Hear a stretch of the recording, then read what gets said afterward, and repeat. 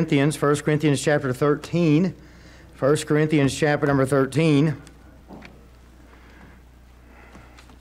1 Corinthians chapter number 13. We will be looking at handling marital disagreements tonight, but again, many of these principles we'll be looking at will benefit you in other relationships within your family, even relationships here at church. I did get something kind of interesting in my email a few days ago. Warning signs of a difficult marriage. The time of the wedding must remain flexible because the groom's parole hearing is set for that morning. That would certainly be a warning sign of a difficult marriage. Here's another warning sign. 3 fathers arrive to usher the bride down the aisle, and the unity candle goes out. Of course, we've all heard stories about that happening before. The solo during the unity candle is "My Way." Yeah, that would not be good during a wedding. During the vows, the groom calls his bride by his former girlfriend's name, and let's see here. The bride's cell phone goes off during the ceremony, and she has to leave for an important business meeting. Here's another warning sign of a difficult marriage. The vows keep getting drowned out by the wails of the groom's mother. And another warning sign is your honorarium is a $5 gift certificate to Cracker Barrel. And then another one, the recessional hymn is "The Fight Is On." That would be a bad one for your marriage. And then lastly, a Midwest preacher received this thank you note from a bridegroom he had married. Quote, "Dear Reverend, I want to thank you for the beautiful way you brought my happiness to a conclusion." 1 Corinthians chapter number 13. We'll look at a few verses here. If you would please stand in honor of God's Word. 1 Corinthians chapter 13. 1 Corinthians chapter 13. Let's begin reading in verse number 4. 1 Corinthians 13 and verse number 4.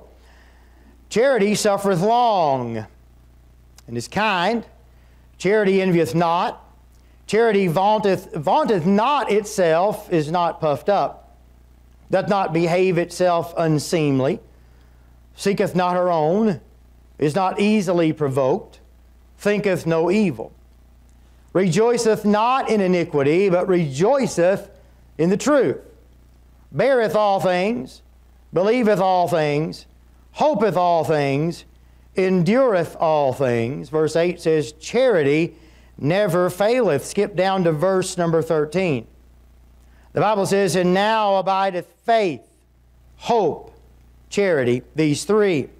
But the greatest of these is charity." These are verses of Scripture that we've probably heard many, many times. Tonight we're going to relate it to us in our marriages and in relationships that we have with other people. Brother Denny, would you ask God to bless the reading of His Word, please? Heavenly Father, we're so thankful, Lord, that you've left us this Word that we can study with the pastor. We pray, Lord, that you've spoken to his heart, that he has words for us. Yes, God. In our daily living. Amen. You may be seated.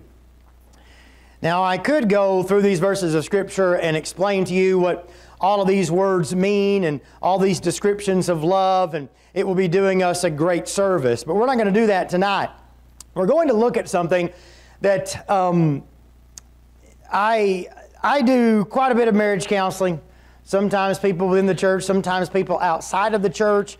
I'm currently working with 2 couples that most of you probably wouldn't even know, that have just stopped by the church wanting some counsel and looking at some things. And one of the things I'm certainly no authority on marriage. I have worked with people for a long time when it comes to marriages. I can pinpoint a few things that I have seen that is universal, one of which is, here's a universal statement I can give you. The reason that people stay in bad marriages is because they're prideful. I'm not telling you to leave. I'm telling you that the reason our marriages stay bad is because we're prideful. We may say, well, all of it's not my fault, or maybe we might even say none of it's my fault. Well, first of all, if you come to me and you say, none of this problem in my marriage or any other thing in my life is my fault, it's somebody else's, all of us bear some blame to some degree in every area of our life. None of us are blameless in anything, okay? Or in any relationship. But I know this, disagreements are inevitable. Disagreements are inevitable. Arguments are avoidable. And fights are horrible. I know those three things to be universal. A lot of times people, they get married and they're happy. I mean, they're excited about getting married and they become one, and then there's a disagreement between these two people. They become one, they love each other, they're excited about it, then there's a disagreement. Then they tend to reconcile, and they come about like this. They kind of put each other at arm's length. Then there's some other problem that arises, and they're like this. Then they reconcile, at least to some degree, and then they come back to like this. Then another problem comes, and they're like this. And then they reconcile, and they're something like this. You'll see what I'm getting at? And that seems to be a pattern in a lot of marriages today. They can't go from there being a problem to putting those problems completely aside and coming back together as God intended for them to be. We're going to look at some ways, and scripturally, how that you can handle some marital disagreements. The difference in our marriages is not whether you disagree or not. You're going to disagree with your spouse. You're going to disagree with other people that you love. But the difference is how you deal with it. How do you deal with a disagreement that you have with someone else? First of all, tonight, I'm going to help you with Roman numeral 1. The word there is root. Root. We're going to give you the root cause tonight. Letter A, there's a problem with perception.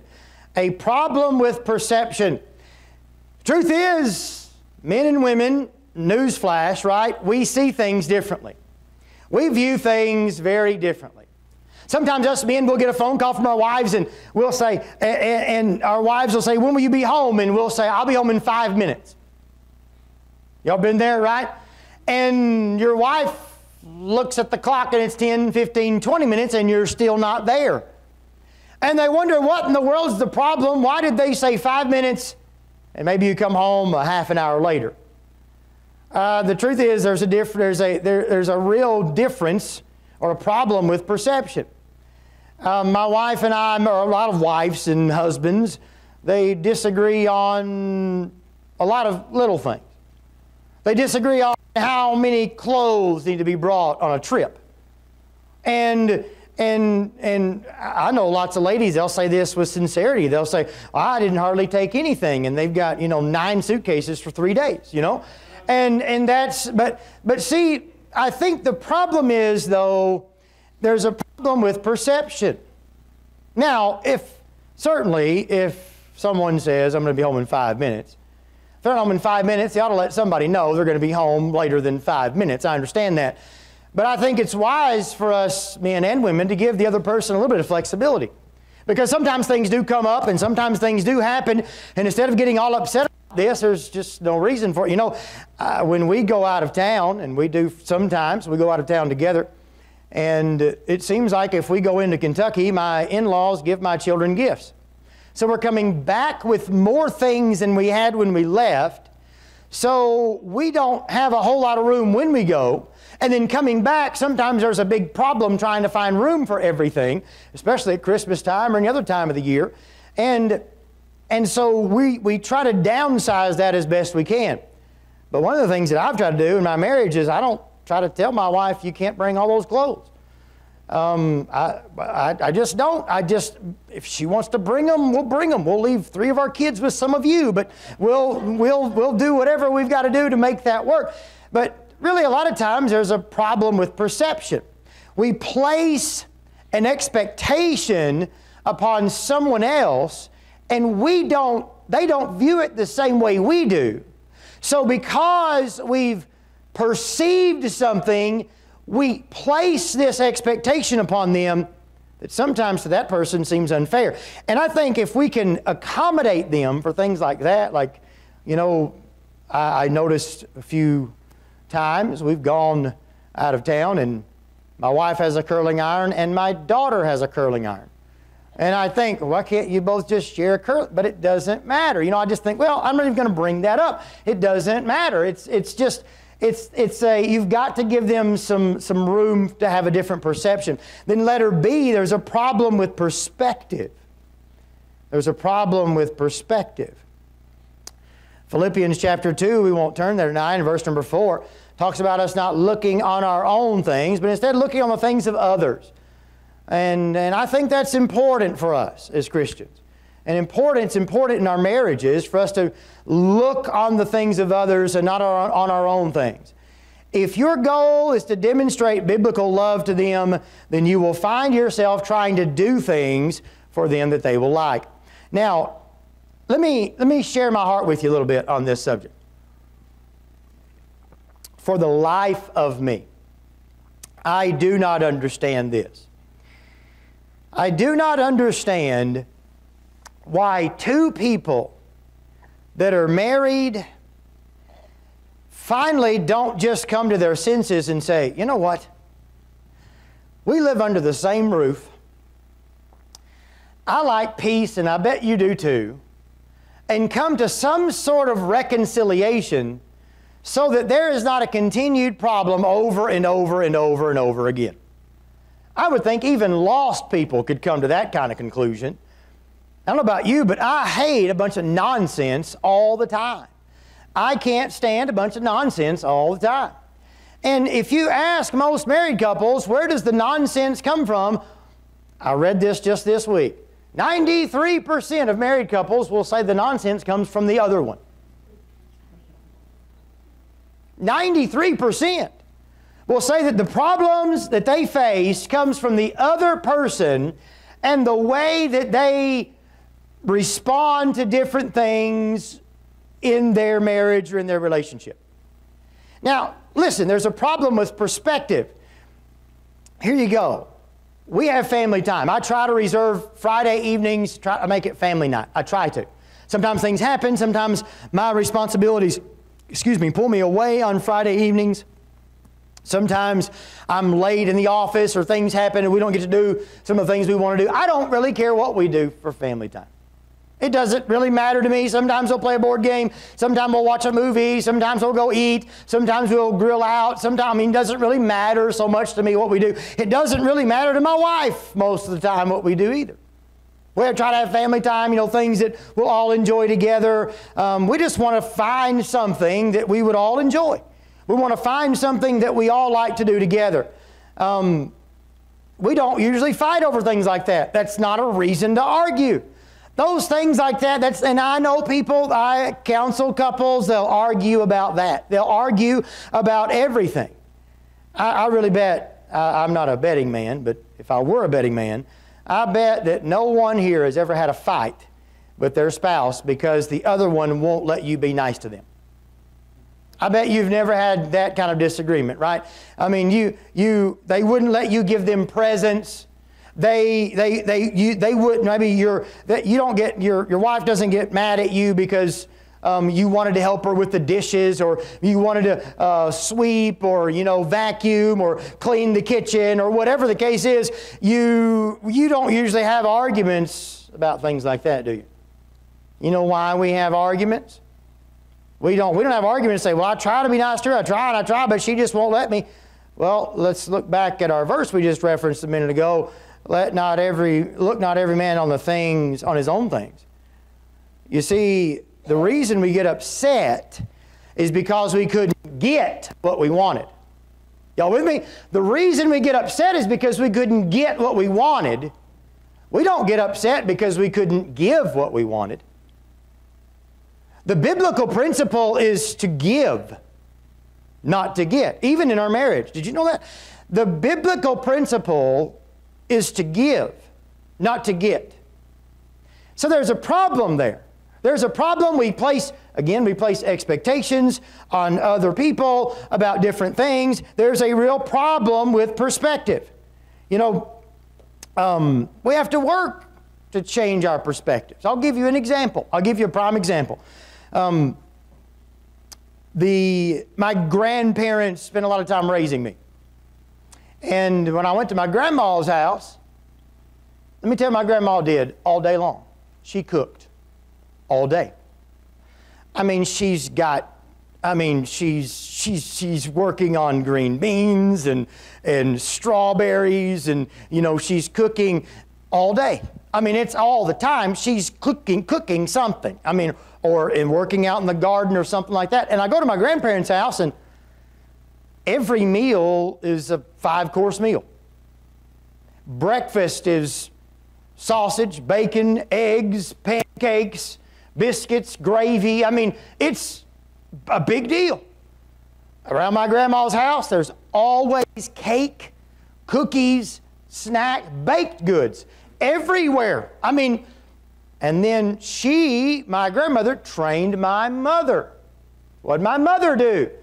She didn't have as much as my grandma had, because my mother a lot of times would work, but there was always cake around the house.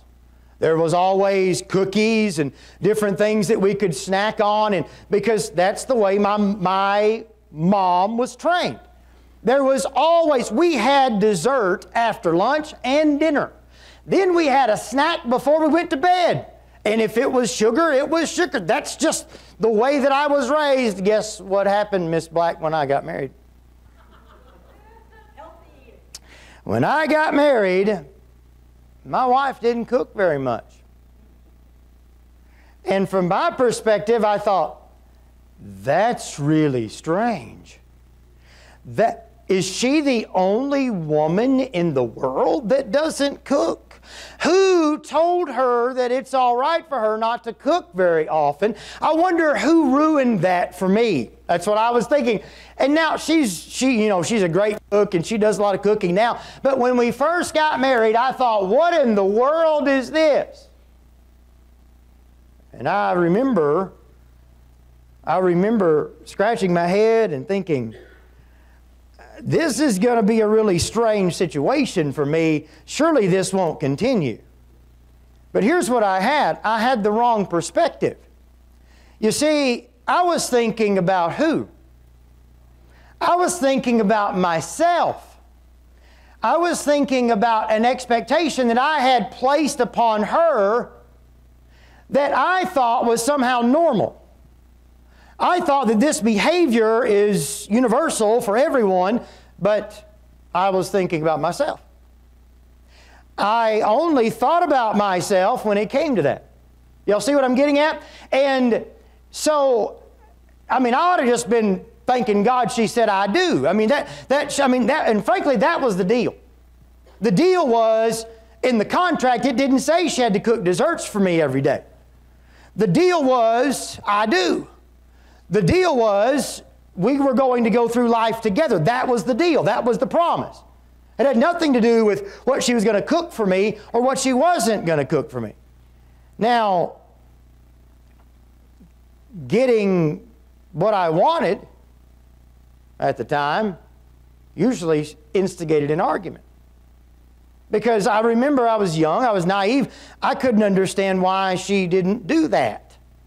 So when I'd bring it up, it was a touchy subject for her. And I know she had to be thinking, what is this guy's problem? And I'm thinking to myself, what is her problem? Why isn't she doing this? This is normal. And the problem was just a perspective. Now what did we do? We worked it out. What did we do? Well, I learned to enjoy frozen dinners for a while. And you know what she did? She began to learn how to cook. Now, I'm not saying she was a bad cook. She was a fine cook. She just didn't do it very often. But she wanted to please me, and I wanted to please her. And so I remember when we got married, there was we'd go out to eat when we were dating. That was some of the first times I'd ever sat down in a sit-down restaurant. When I'd go out to eat, it was grabbing something at a window and taking it home, usually. And, well, we started going out to eat a little bit because she didn't cook much at home. But over time, all of that began to change, and it was really just a problem with that type of perception. But look at letter C. There's also a problem with pride. We touched on this a minute ago. Proverbs 13 and verse number 10 says, only by pride cometh contention. So the only reason we have contention is because I have pride. The only reason that I cause and bring contention into the marriage is because I'm prideful. Because I want things to go my way, and I'm going to be prideful about that. All right, let's look at the next one. Let's go ahead and move on. Number 2, Roman numeral 2, we see result. Result. Result. Result. Again, as I said before about drawing further apart, letter A, they draw farther apart. Letter A, they draw farther apart. And then letter B, they then have the wrong focus. Okay, if I were to ask you tonight, it was just you and me, men, just you and me talking, and I said your wife's name, and what do you think about the first thing when I say your wife's name?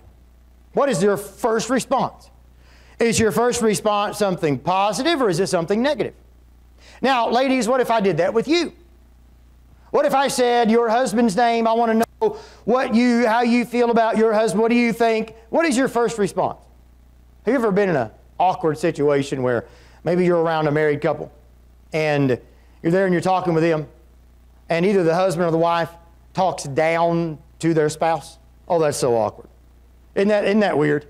When you're in a situation like that and they seem like they're on the verge of some sort of argument. There's times in my life I've stayed out, but I've wanted to say, just shut your mouth. Just stop talking to them like that. And you know, I want to just say, I wouldn't marry you if you were the last woman on the earth. I've wanted to say that before because of just the hatred and the animosity that they spew out toward their spouse, and they try to make their spouse inferior to them. You know, they try to embarrass them in public. Anybody that does that, when you do that, you're not making your spouse look poor. You're making yourself look really, really bad. Even if your spouse was wrong, when you talk down to them and continue this badgering and negativity, it makes you look like you're the one that's wrong. But the problem is they have the wrong focus. We tend to have the wrong focus sometimes. I remember my first job that I ever had. I remember there were some men there, and they would tell me about their wives. They'd talk about their wives and how bad they were. They would talk about how mean they were and how hateful they were. And we were going to have this big, I wasn't married, we were going to have this big company dinner. And they were giving us instructions about what to wear, and there was going to be some sort of gift given out, and y'all had to bring a certain gift and things. And people were bringing their wives and bringing their children. And there was one guy in particular, he always talked bad about his wife. Always. Every day he would talk about his wife, and I thought to myself, all right, I can't wait to meet his wife. She's going to come riding in on a broom.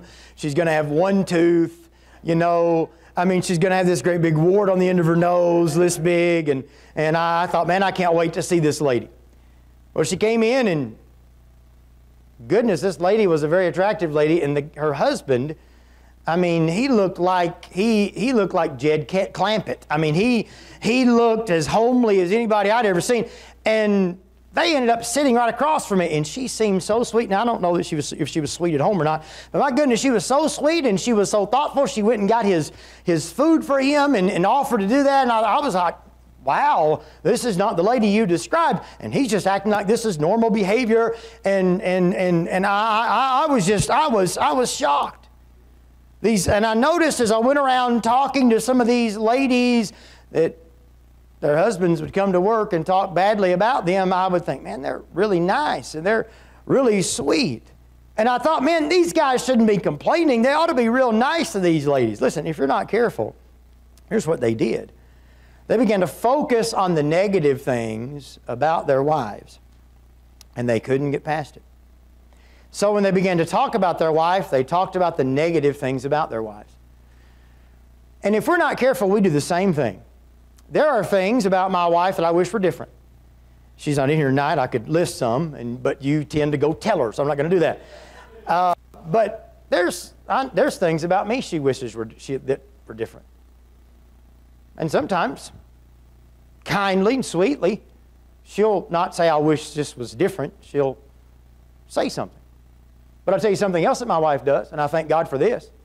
The other day, my wife walked into the kitchen, and she noticed that there was a bag of chicken breasts on the counter that she had placed in the sink to thaw out. She walked into the kitchen, it was on the counter, there's a mess all over the counter, and she turns and she says, "Which one of you boys did this?" And she's talking to Braden and Kyler. And as soon as she said, "Which one of you boys did this?" she didn't even say what it was. I knew immediately. It was me. She said, "Which one of you boys did this?" They said, "What?" "Put the chicken on the counter. It's everywhere." And they said, "I didn't do it. I didn't do it." And I piped up and I said, "Sweetheart, it was me." She said, "That's okay. It's all right." Now, had it been my boys, she would have scolded them. And we're trying to train them and trying to teach them. And I got up out of my seat and said, "I'm so sorry. I'm sorry I did that. I was doing something. I got preoccupied. I forgot to put it back. That's my fault." And you know what happened? She didn't get mad at me for doing it. She didn't scold me or talk down to me like I was her child. You know what I did? I did everything I could to make it up to her. I didn't want her to think that I didn't take it personal or seriously, that here she is cleaning up a mess that I had made. It wasn't her responsibility, it was mine. I should have been the one cleaning it up, but she was happily cleaning it up, and no big deal. There's things that my wife gets on to my boys about, she doesn't get on to me about. I'll leave my shoes in the middle of the floor. You know what she does? She's kind and gracious to me. She picks them up, she puts them in my closet. If the boys do it, well, we both scold the boys, even though sometimes I do that myself. And I thank God for that kind of attitude that my wife has, that she's not looking for opportunities to scold me or make me feel bad about something that I've done. Now, there have been times I've walked in the house, had mud on my shoes. "Oh, I just cleaned the carpet." Those things happen. But look, a lot of times we tend to have this negative feeling or negative perspective about our spouse. All of a sudden we believe the worst. All of a sudden we're jumping down their throat. All of a sudden we're accusing them of this or that. If you're not careful, we tend to focus on some things that we ought not focus on. My wife worries more than I do. She's not a worrier. I wouldn't say she's a worrier, but she worries more than I do.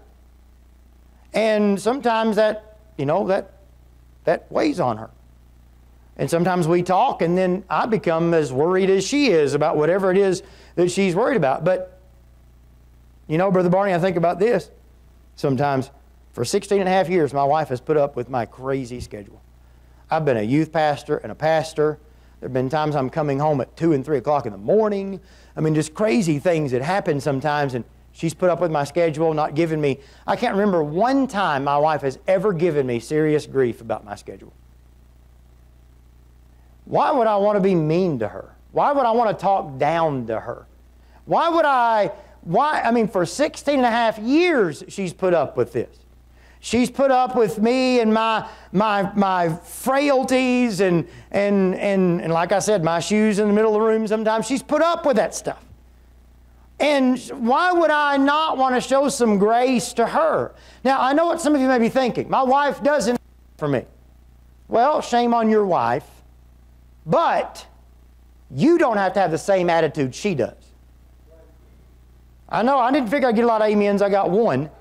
But you don't have to respond the same way she does about things. You see, we need to change our perspective. Why in the world would I complain about my wife putting up with me? Why would I complain about her? Now, we laugh at the funny things that we do. My wife does some funny things. She does.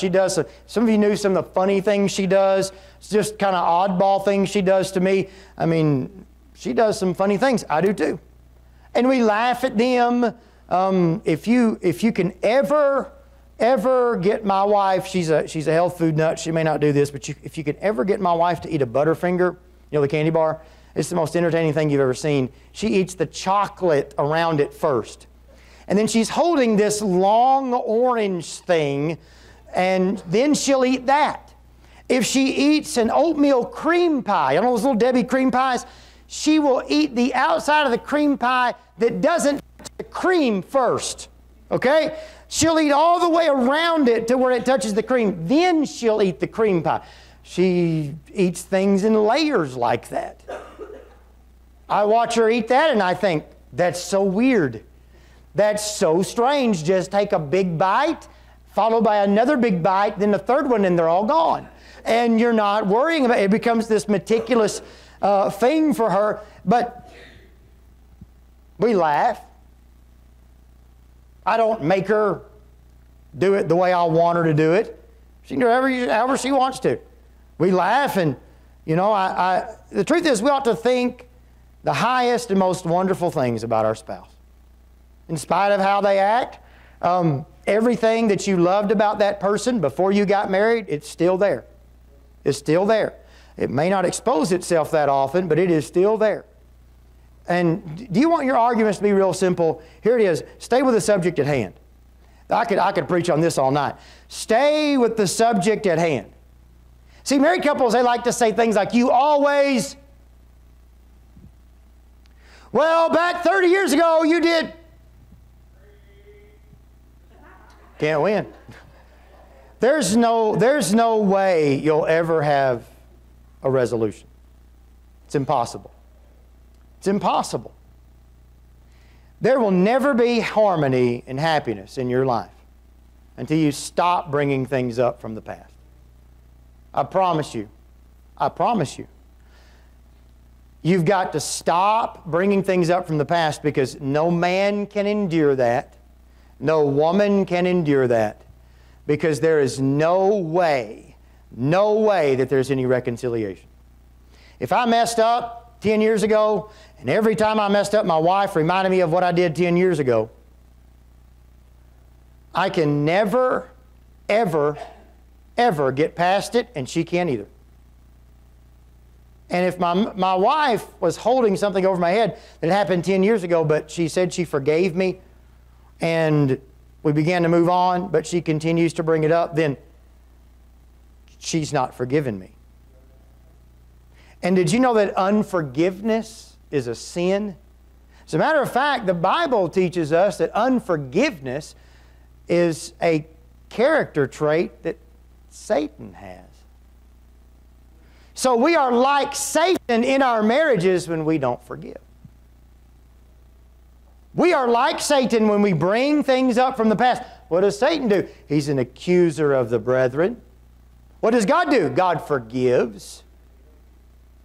So when we bring things up from the past, we are much like Satan. Now, I know that doesn't make a lot of people happy to hear that, but that's the truth. That is the truth. When we say, okay, I'm going to forgive you, or we're going to move past this, whatever, it should be over. It should be over. The Bible tells us something. It says in Colossians chapter 3, verse number 19, husbands, love your wives and be not bitter against them. You know, we tend to focus on the negatives a lot of times and not the positives. No one stays happy in any relationship until we decide we're going to focus on the positives. Never. You'll never be happy. You'll never be content. If I began to constantly think about the failures of my wife, and I've said it before, my wife, she's amazing. She can do so many things. To me, she's like a Swiss Army wife. I've said that before. She can do so many things and do so many things well. I know I have a great wife. God's blessed me with a great wife. I know that. But if I were to just focus on those negatives, if I were to focus on things that I don't like, the way she handles this or handles that, I could find myself just mad all the time. Letter C, they become fractious, Fractious. The next step is they become fractious. They react to little offenses. Little offenses. These little things, they bother them. They tend to set us off. I remember a man in our church that we used to attend when I was a youth pastor. We went out to eat with him and his wife. His wife was the most negative person I've ever met. She was negative about everything. Everything. You know, if it's a sunny day, oh, it's probably going to rain tomorrow, you know. Negative about everything. Everything. One day, I remember we were leaving church and I said to her, I said, wasn't that sermon good today? She said, wasn't as good as it was 3 weeks ago when he preached on, and she listed what the preacher had preached on. And I thought, goodness, you want to rain on this service today? I mean, she was just negative about everything. If you'd asked her that day 3 weeks ago, she'd have probably said the same thing about a different sermon that the pastor had preached.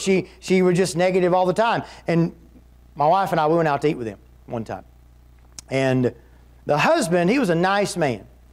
You could tell when they got together, as soon as she started, he had to go into his shell. He had to be quiet. You could tell, you could kind of tell who ran the roost at home, okay? You could tell. But when we walked into this restaurant, he had conditioned himself. This is interesting to me, Brother Black. He walked into a restaurant, he'd never eaten there before, and he goes, wow, this is a nice place. I bet no one could say anything bad about this place. He had already conditioned himself that there were going to be negative comments about the restaurant that we had chosen to eat at. And because of that, and he made comments like that from time to time when he would be in new situations. That's really sad that we tend to react to little offenses and little things that bother us, and we've got to respond to those things. That's a slippery slope. Number 3, I want to look at the remedy. The remedy tonight. There is a remedy. Letter A, maintain a positive attitude. Sometimes it's important for us, and I advise married couples sometimes to do this. Take an index card. Write down as many nice things as you can think of about your spouse. I've had some ladies say this to me. I haven't had a man say it yet. I had some ladies say, I can't think of anything. And my response is, has he killed you yet? I mean, you can think of something. Has he stayed with you? I mean, you can think, does he work? I mean, does she cook? I mean, does she do some laundry? You know, you can find something positive about that person. And when your mind begins to think on the negative, reach in your wallet or in your purse, pull out that list. And frankly, over time, it ought to grow. Pull out that list and begin to look at that list. Read that list. Train your mind to focus on the positive and not the negative. Keep it with you. Carry it around with you. After all, Philippians chapter 4, verse number 8 says, finally, brethren, whatsoever things are true, whatsoever things are honest, whatsoever things are just, whatsoever things are pure, whatsoever things are lovely, it says that too, right? Whatsoever things are of good report, if there be any virtue, if there be any praise, think on these. So, letter B, we come to letter B. Make a conscious effort to understand their viewpoint. Make a conscious effort to understand their viewpoint. Try to understand why they think the way they think. You don't have to agree, but you should try to understand. Listen, I'm telling you, listen to me, listen. You don't have to agree. But try to understand what they're trying to say. Try to understand what they're getting at. Sometimes we put our defenses up, and any other opinion is wrong. Any other perception is unacceptable. Let me give you some things. This is 1 through 7, real quick here. We're going to try to go real quick. When they are mad, and I've taken some biblical principles. This is how you argue right here from the Bible. The Bible tells us how to argue. And I won't give you all the scripture references. We're not going to turn those tonight. I'm trying to hurry. I know what time it is, but we're going to try to finish this up, okay? When they are mad, here's something to do. Assume a non-threatening position. Assume a non-threatening position. Don't put your hands like this when you're talking to them. Put your hands like this. Assume a non-threatening position. Fold your hands like this. Assume a non-threatening position. Not a position of aggression. Assume a non-threatening position. Now you say, well, preacher, why? What does that matter? Well, arguments tend to escalate when the other person feels threatened by the way that we respond. Assume a non-threatening position. I see it all the time. I see it in my office. I see couples talking about things they disagree on, and when the wife says something they don't like, they're, and they're doing these things, and like, you know what this tells a woman? If I could just get my hands on you. That's what it does. That's a threatening position. When you talk to somebody like this, if I'm talking to you like this, even if I'm smiling, and you're going to think, whoa, what is his? Why is he? Assume a non-threatening position. Also, with that, number one, be careful about your countenance. Be careful with your countenance.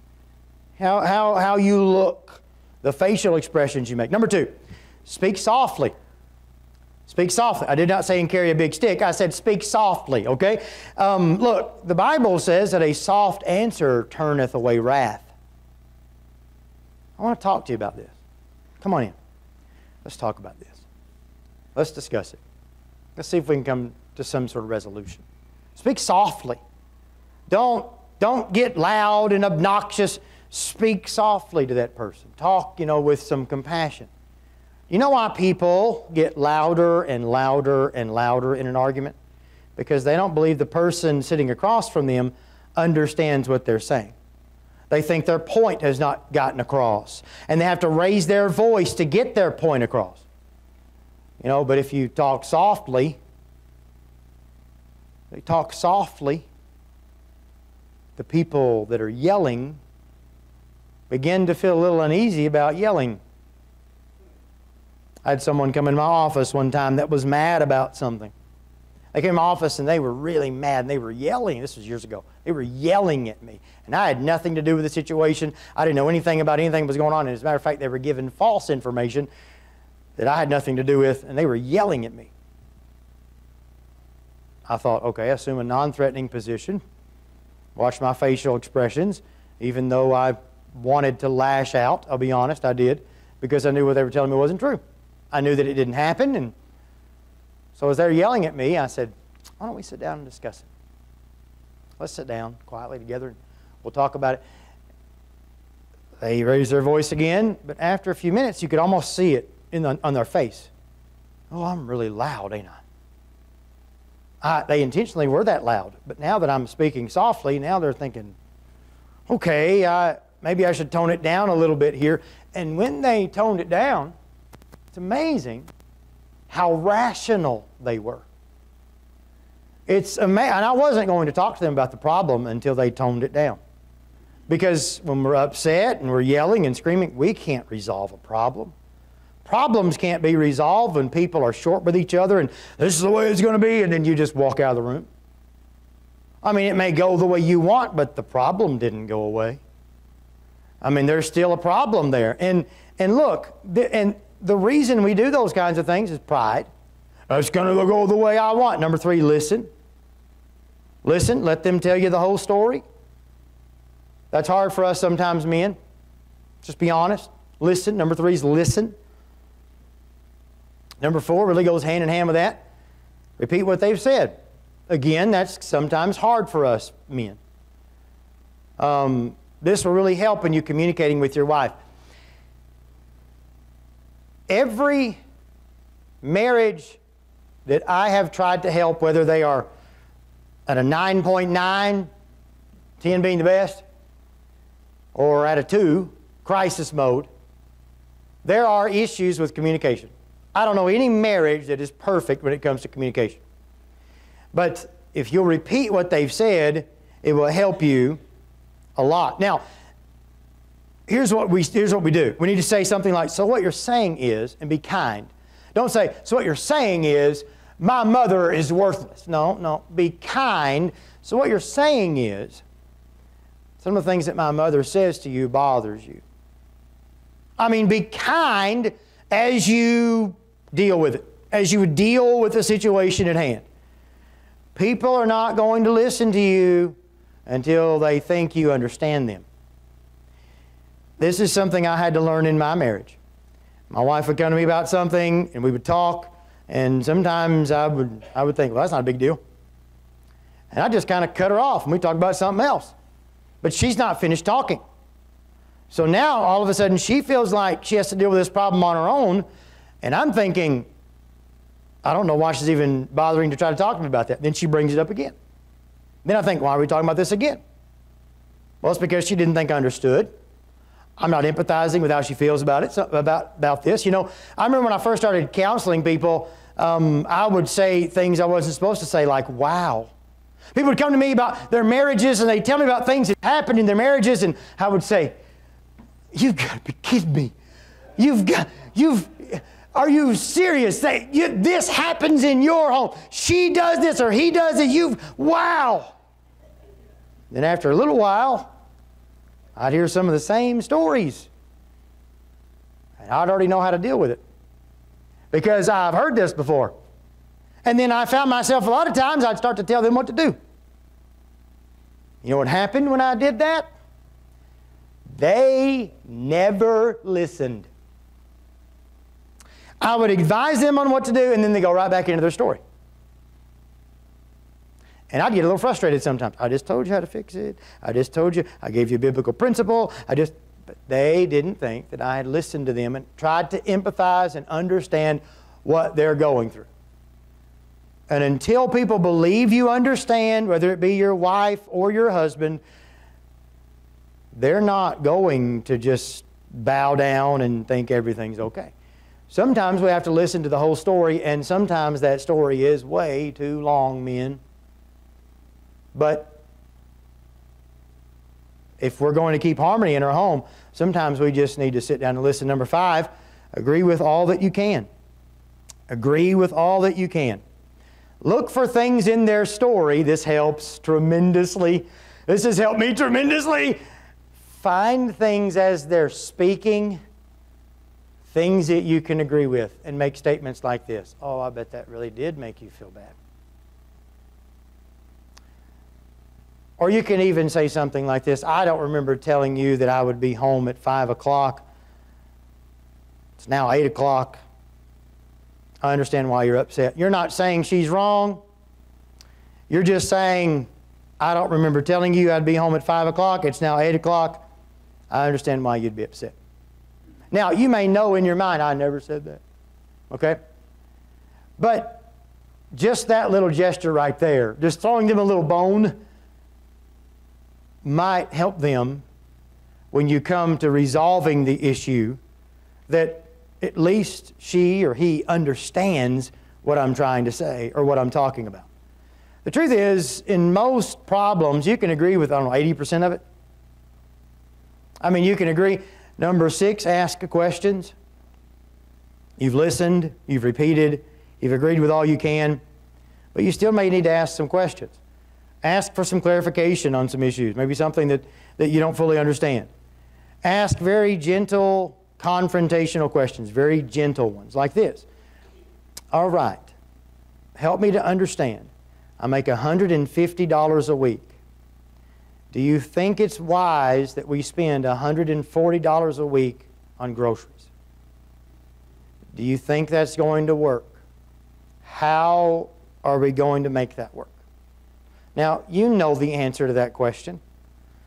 Then what you've done calmly, you've articulated to that person, this is the problem with some of your rationale.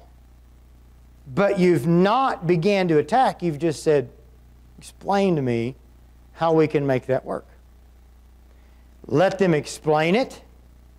And then number 7, then express your differences. I have found some words that help me when I talk to my wife. Some words like this. Well, you know, this is how I've been thinking about it.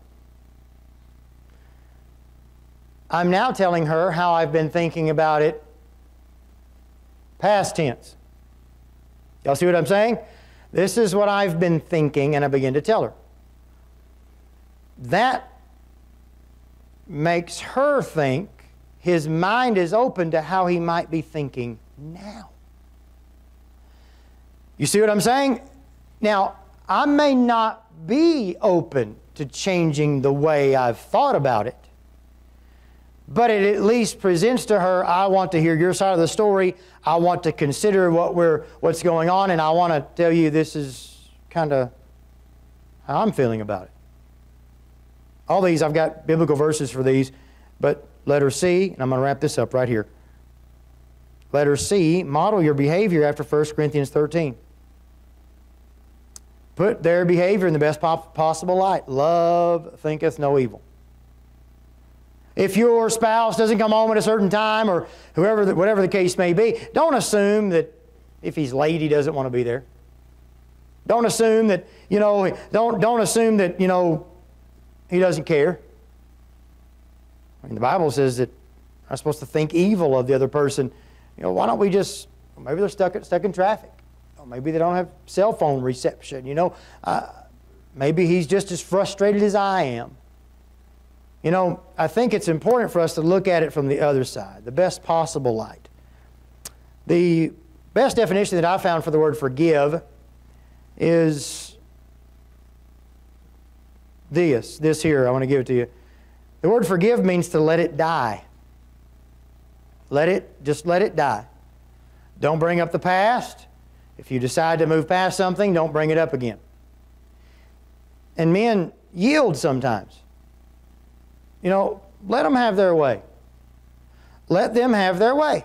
Just let them do it. Let them do what they want to do, as long as it doesn't violate a biblical principle. I mean, as long as it's not going to handcuff you financially to the nth degree, just do it. Did you know that we're supposed to submit one to another? Did you know that in the fear of God? See, the idea is men, we think our wives have to submit to us, and they're supposed to. Because we're the leader of the home, yeah. But the beginning of that very chapter that many of us want to reference, it talks about us submitting to one another in love. And we should submit to one another in love. A wise husband defers to the wishes of his wife on occasion. A wise husband will do that. They'll defer to the wishes of their wife.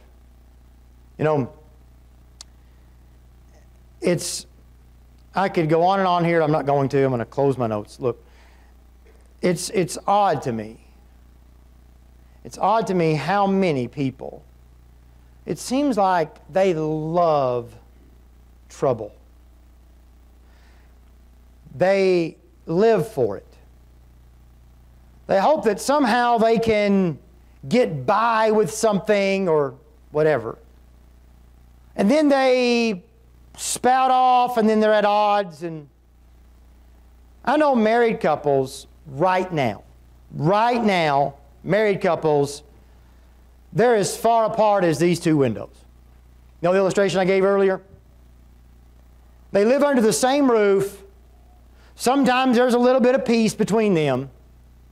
But the first time the other one does something that upsets them, they have to say it. They have to vocalize it. They have to come down on them. They have to come at them with claws out. I remember one of the best illustrations I ever had. My wife and I had been married very long, and we had some married couples over to our small and tiny apartment. One of the couples that came over, I'm telling a story on Brother R.J. Morelli, who's going to be preaching.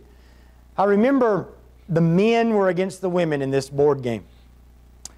And we men, believe it or not, we were losing. And in this particular board game, Brother RJ's on my team, I got a couple other guys on my team, and we're losing. But it's fairly close, and it's coming down to the final round, and it's becoming very apparent that we're going to lose. So, Brother RJ begins to cheat. We're playing Pictionary. In his motions and things he's doing, he picks up the card and he slides it to somebody, or the ladies couldn't see it, so we had the words to the Pictionary description, or I don't know, maybe it wasn't Pictionary. He was acting out something. I don't know what it was, but we had the words right there in front of us. So I'm the one holding the card, and I'm looking at it, and well, the ladies see the card in my hand. I'll never forget it. As long as I live, Brother Gene, I'll never forget it. Miss Tracy, his wife, said these words. She said, "He's a wonderful husband. He would only cheat if it were necessary." And I thought to myself, I mean, of course she was being funny, but I've never heard her say anything bad about her husband. Even then, she's kind of making an excuse for him. He's a wonderful man. He would only cheat if it were necessary. Certainly, she was rubbing it in our faces that we had to cheat to try to win. But at the same time, she was saying she understood why her husband was cheating. And, you know, I thought, even in a bad situation, why don't I just assume the best? Why don't I just decide I'm just going to assume the best and go on? Now tonight, I don't know where you're at in your marriage, but I hope some of this has helped you. There's no reason. I don't like drama. I can't stand fighting. So I just try to be nice. I try to be nice. I try to be nice to people. I don't like fighting. And I don't think most people like fighting. Then why don't we all try to be nice? That just seems so simple to me. Didn't your teachers in school tell you to share and be nice to one another? Didn't your parents do that with you too? But we become adults and we act like children a lot of times. The littlest offense and we're crying in the corner. We're taking our ball and going home. We act like children. We act like spoiled brats. It's not that we're immature, it's that we're prideful. Sometimes we need to just sit down across the table from our spouse and pour our hearts out to them. Talk to them. Not trying to accuse them of anything, just say, I want to be a better husband. I want you to come back and tell me, how can I be a better husband? And then let her, even sometimes if they're not as nice as they ought to be, let them tell you how they feel. Let them articulate to you. Now, sometimes it can be rough. They ought to be kind. I think you ought to tell them, look, here's the rules of this game. You've got to be really nice. Okay? But why do we not do that? I go to God all the time. God, I want to be a better Christian. I want to be a better servant of yours. Show me how. Show me how. Show me how. Only God knows how I can be a better Christian than where I am today. Only my wife knows how I can be a better husband to her and meet the needs that she has. So I need to talk to her about that. And I need to be open to suggestions, criticism. I need to be open to that if I'm going to be the husband I ought to be. Why don't we do that? I'll tell you why. Many times it's because we think we're doing a good job, or we're not interested in what they think, how they feel, or their perception, because their perception is not our perception. Well, as we said before, our perceptions need to change. Father, we love you. We thank you for your word. We thank you for your mercy. In Jesus' name I pray.